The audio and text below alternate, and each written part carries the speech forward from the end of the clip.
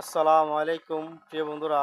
আপনারা জানেন যে গ্রাম দেশের যে পরিস্থিতিরা দেখেন, এই যে একটা অটো মেশিন, এইটার থেকে কিন্তু কি সুন্দর চাউল বাইরিতেছে। উপর দিয়ে ধান দেয়, নিচ দিয়ে চাউল বাইর হয়, আরেক দিক দিয়ে কুড়া বার হয়, মানে চুলা বা কুড়া এরকম। আসলে আগেকার মানুষ দেখতাম গ্রাম, প্রায় সময় গ্রাম দেশে কিন্তু ওইরকম মেশিনওয়ালারা আসতো, বাড়িতে আসতো, তাদেরকে ফোন দিয়ে আনতে হতো। তারা যেত মানে চালগুলো ভাঙানোর জন্য, এমনি একটা সুবিধা।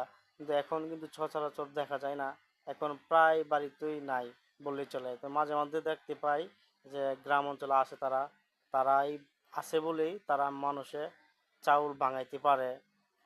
আসলে এইগুলো কিন্তু নাই, এখন ডিজিটাল বাংলাদেশ হিসাবে ডিজিটাল সব দিকে কিন্তু ডিজিটাল হিসাবেই চলে গেছে।